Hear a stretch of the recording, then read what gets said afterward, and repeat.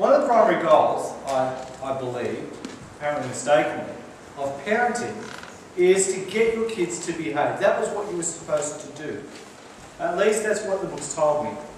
Now you might laugh, but the idea of having children obey you, I thought that was the big idea. Most of you can remember a time in the past week, if you've been at the shops, when you thought a kid was having a meltdown and you thought, that kid needs a belting. I mean, seriously. Was it only me? Yes. Yeah. Okay. Happens 10 times a day. Yeah. Louis. You see, I found out, much to my chagrin, that children will do what they want to do, and occasionally what they want and what I want them to do might converge, but that tends to be the minority. If it's not what I want them to do, and I insist on them doing what I want them to do, it gets ugly, doesn't it? And generally speaking, you're going to be out of luck. I got increasingly frustrated by the fact that my kids seem not to really care about what I want them to do, except if it was something that they wanted. And I was running out of options. I'm painting a much worse picture than the reality. My kids are great and I love them. Most of the time, they're fabulous. But there are times when I really want them to do something and they don't want to. I had two tools. I had the bribe and the threat.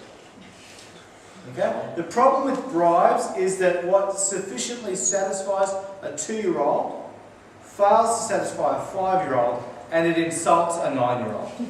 You need to up the ante. The problem with threats is that my oldest child is almost as big as I am. You don't smack that. You don't say to that child, you can't watch TV because I said so. There's got to be something else involved. So we had a wonderful revelation. Mandy is a genius, and so we've had issues with raising our kids because they're really strong-willed, just like we are.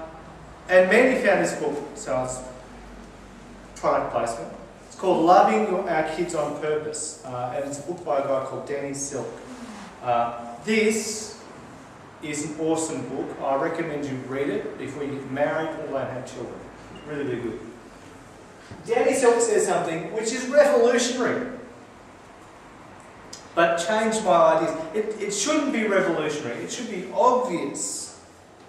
You can't make someone do what they don't want to do. See, the first goal of parenting is not to make your kids behave. It's actually a relationship with your children. That's what you're aiming for. And you can't make them do what they don't want to do. Reading this book has moved me from punishment and threats to grace and mercy. I'm still learning, but I think I'm a much better dad than I was 2 years ago. God willing, I will be a much better dad in 2 years' time than I am today. Now, I know that should be really obvious, but I'm a little thick sometimes.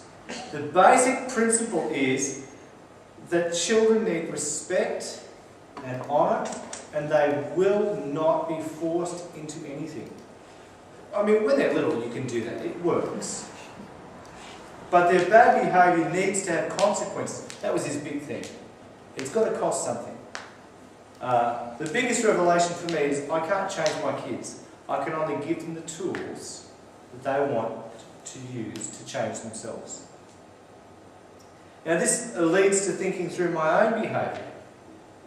Because you think about it, it's very hard to change ourselves, isn't it?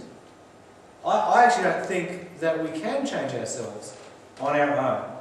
I'll get into why in a minute. Now I've had contact with people on the 12-step programs throughout my life.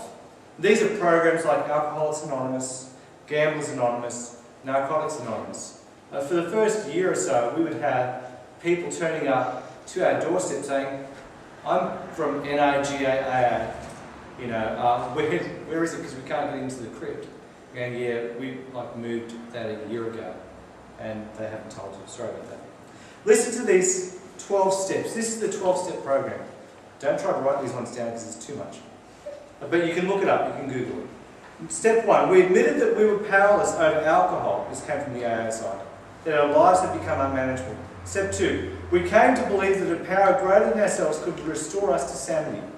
Step 3, we made a decision to turn our will and our lives over to the care of God as we understood Him. 4, we made a searching and fearless moral inventory of our lives. 5, admitted to God, to ourselves, and to another human being the exact nature of our wrongs. That'd be pretty humiliating, I'd imagine. 6, we're entirely ready to have God remove all of these defects of character. 7, humbly asked Him to remove our shortcomings. 8, made a list of all persons that we had harmed and become willing to make amends to them all. 9, made direct amends to such people wherever possible, except when to do so would injure them or others. 10, continued to make personal inventory, and when we were wrong, promptly admitted it. 11, sought through prayer and meditation to improve our conscious contact with God as we understood Him, praying only for the knowledge of His will for us and the power to carry that out. 12, had a spiritual awakening as a result of these steps. We tried to carry this message to alcoholics and to practice these principles in all our affairs. Alcoholics Anonymous was started by Christians, but it's not a Christian organisation. Listen to steps 1, 2, 3 and 6. In AA they say, I am powerless over alcohol. My life is unmanageable. They will say, there is someone or something greater than me who is able to restore my sanity. That's step 3.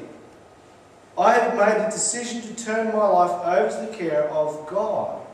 Now don't worry about the fact that they will say, as I understand Him, because they're trying to be acceptable to people who don't believe in God. The recovering alcoholic does not then say, and I will stop drinking of my own will.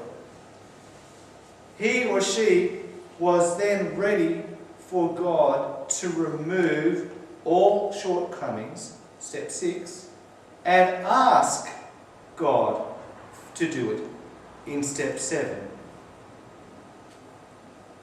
The recovering alcoholic says, I cannot do this. It's up to God to do this in me.